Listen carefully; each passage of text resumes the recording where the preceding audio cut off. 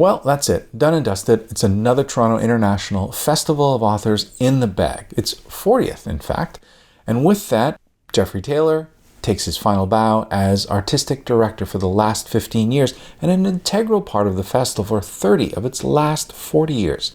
Taylor really helped put the International in the International Festival of Authors, and this year was no exception. I was super stoked to attend sessions featuring Eunsu Kim and Jun Young Moon from South Korea.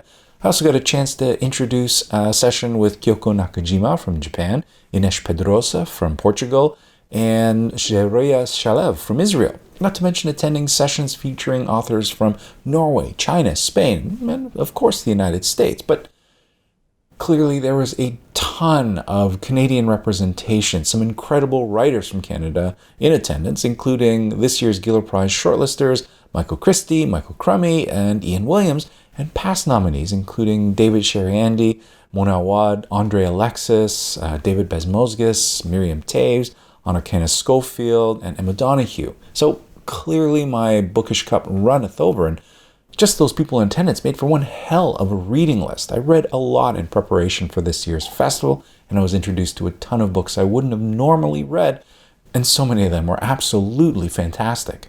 There's Thomas King, who I would have bet prior to the show dollars to donuts the first book of his I would have read would have been The Inconvenient Indian, but instead following along with the crime fiction A Matter of Malice, following down on his luck Thump's Dreadful Water. He's an ex-police officer whose partner is battling cancer and is not exactly sure once Thump's around. He's recently been diagnosed as diabetic. His car is completely wrecked, and even his cat has moved in with the family down the road in protest. But despite all of that, this is one heck of a fun read in what is the fourth in the Dreadful Water crime fiction series. And I also got a chance to meet the man himself, Thomas King, a right proper curmudgeon who still, midway through his panel, took off his somber fedora and put on a clapping rabbit toque. Perfect. I also picked up Michael Crummey's latest, The Innocents, getting over my trepidation over reading anything by him, because how it could possibly live up to the expectations I had after the 5-star read that is Sweetland. And I find out at the festival that this was a book that Crummey was in no way intending to write. He was combing the archives in St. John's, as he is wont to do, and he came across this paragraph from an 18th century priest who traveled the coast of Newfoundland, spreading the good word. And he comes across this desolate cove where he finds a brother and sister living completely alone. The sister clearly pregnant. And it's like, hard no. There is no way he is touching that thing with a 10-foot pole, and yet he still couldn't get that brother and sister out of his head. And he ended up tackling what he considers is the absolute show that adolescence is. And in line for the book signing, I was thankfully in front of a pair of Crummey superfans. Both of them had over a dozen books in hands, including pristine first editions, poetry collections, and even magazines where Crummey may have contributed a short story. Good to note, both of them name River Thieves as their absolute favorite Crummey novel, so that's been added to the list as well. Andre Alexis, who won his second Writers' Trust Fiction Prize for Days by Moonlight, was also there in attendance. He talks about his dreamy romp through an imagined southern Ontario, where his protagonist Alfred encounters annual house burnings, ridiculous Indigenous parades, the Museum of Canadian Sexuality, werewolves, and plants shaped like babies' hands. And Alexis talks about how he was in no small part inspired by Roman Polanski's The Fearless Vampire Hunters. I will have to take him at his word, but it does feel like a bit of a stretch. And I also got a chance to talk with Andre Alexis about his prior novel, 15 Dogs, and just the incensed letters he got from readers over his treatment of a certain dog in that story. His editor even had gotten letters insisting he never be allowed to own a dog after reading that. And he was also taken back a little by the vitriol, and I have to admit, here I actually sided with the detractors over his choice of beer. We have Hermes and Apollo sitting at the oldest bar in Canada, and they proceed to order a Sleeman's and a Labatt's? That is a beer crime. I mean, if you're going hipster ironic, you go PBR or 50. But frankly, if you are part of the godly pantheon, you are ordering a Westvleteren 12 made by Trappist monks in France and considered by many the best beer in the world, although I do find it a little bubbly for my liking. I digress. Miriam Taves, Women Talking. Another cheery read from the woman who brought us the suicidal All My Puny Sorrows, but joyously I got the chance to attend the North American premiere of the stage adaptation of Women Talking. Now this It was just an animated table read of the first half of the play, but you truly did get a sense of the power that this play is going to pack. And I got a chance to meet with Miriam afterwards. She is truly as lovely and warm as you would expect.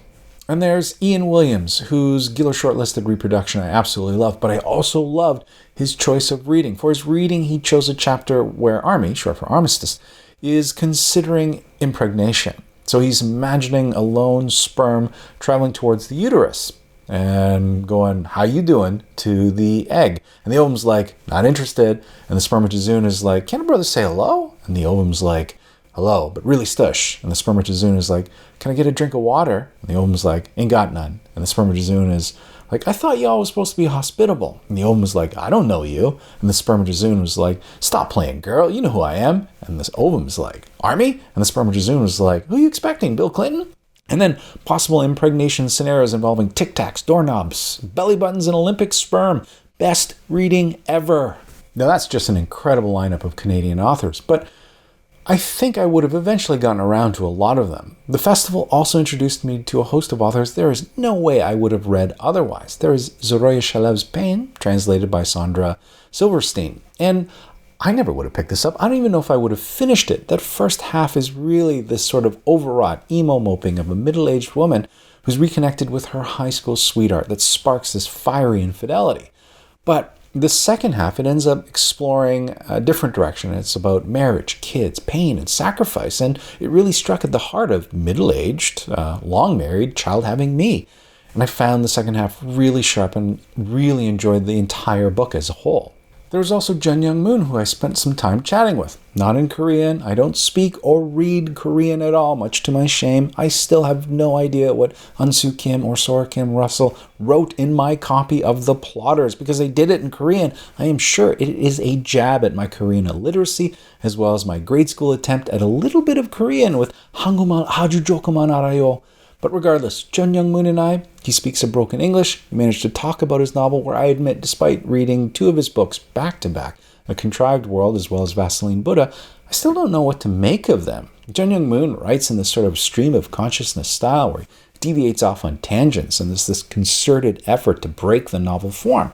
This is a man who is obsessed with anti-travel logs, things floating by him on the river, kicking pebbles down hills, suicide, and revenge on mayonnaise. And yet, he's one of those writers that sort of worms his way into your head.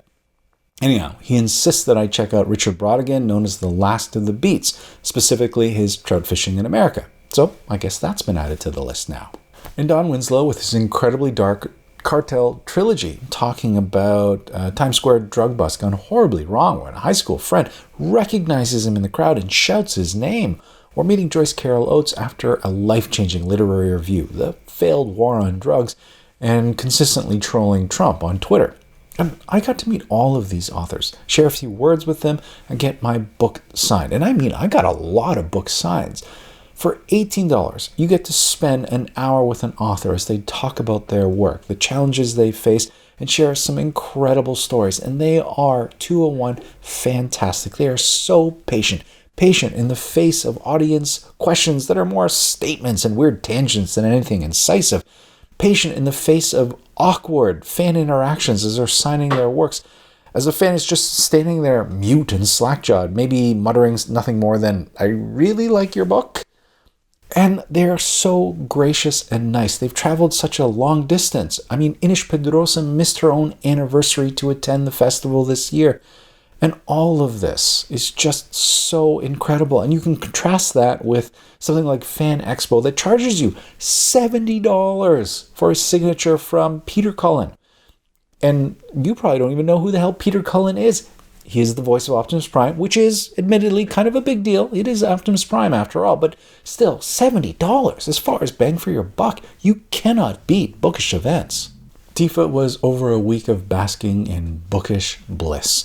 It is bookish folk still passionate about the written word, essentially my people. And I even managed to tamp down my natural tendency towards introversion and get out there and meet people in the audience, including folks from the Literature Translation Institute of Korea, local Korean-Canadian author Anne Y.K. Choi, and Rogers Trust finalist Thea Moutange. Awesome folks, every single one of them, only possible at an event like this, where it's still personable and one-on-one. And The festival itself is global in scope, but still feels intimate in execution, and I'm already looking forward to next year's event. Here is to another 40 years for the Toronto International Festival of Authors. And hopefully I will see you there in the future. So in the meantime, I hope you all have a great year of reading, and we'll talk to you soon.